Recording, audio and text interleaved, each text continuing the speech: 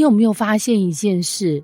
現在這個世代，會講話的人好像比會做事的人更容易成功。你看短影音，15秒講到你流淚；看課程廣告，3句話讓你覺得人生重啟；連朋友安慰你，都像在開講座。你要成為更好的自己。但問題來了，聽完之後呢？你當下很感動，甚至覺得就是這個，然後隔天起床，一樣焦慮，一樣卡住，一樣不知道怎麼活。那你就開始懷疑，是我不夠努力，還是那些話其實只是好聽？好，今天這段哥林多前書2章1到9節，就是在處理這個問題，而且很狠。保羅一開場就說，我從前到你們那裡去，並沒有用高言大志對你們宣傳神的奧秘。翻成今天白話，我不是靠話術紅的。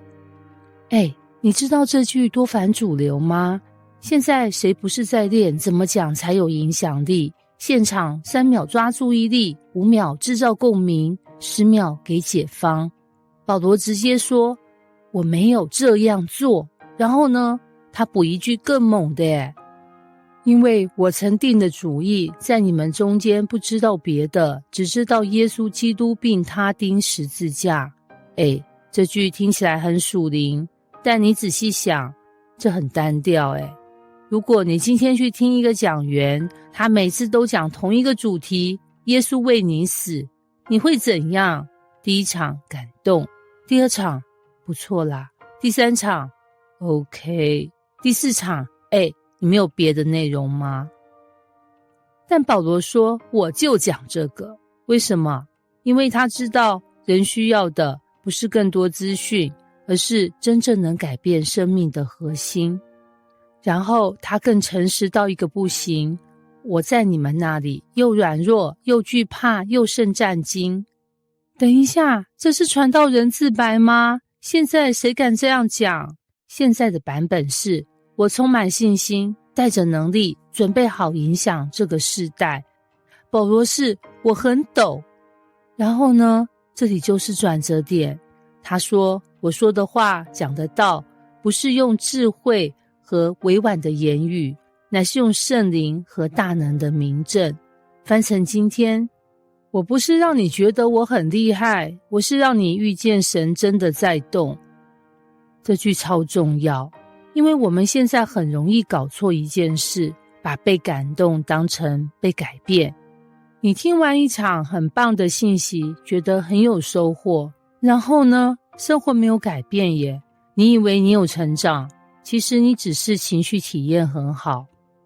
保羅說，我不要你們的信建立在人的智慧上，而是建立在神的大能上。翻成今天白話，你不是因為我講得好才信，你是因為神真的動了才信。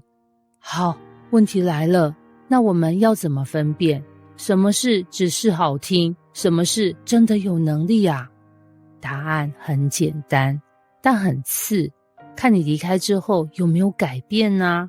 如果只是覺得哇哦，好有道理，但你的人生沒有轉向，那很可能只是人的智慧。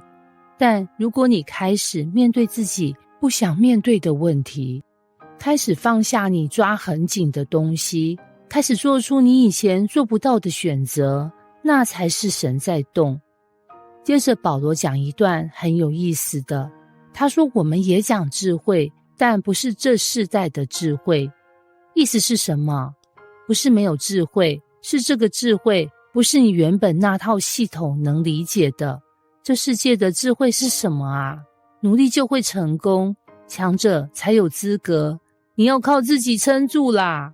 但神的智慧是，你承認自己不行，才會真的開始。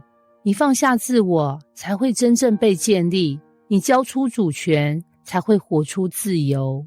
然後他丟出一句超經典的，神為愛他的人所預備的，是眼睛未曾看見，耳朵未曾聽見，人心也未曾想到的。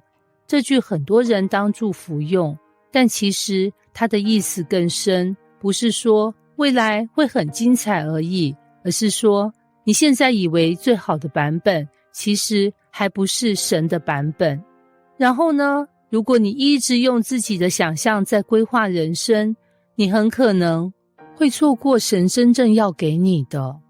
所以哥林多前書2章1到9節整段在講一件事，不要被看起來很厲害的東西騙了。不是所有講得好的都有生命，不是所有讓你感動的都能改變你，不是所有你聽得懂的才是真的，真正有能力的。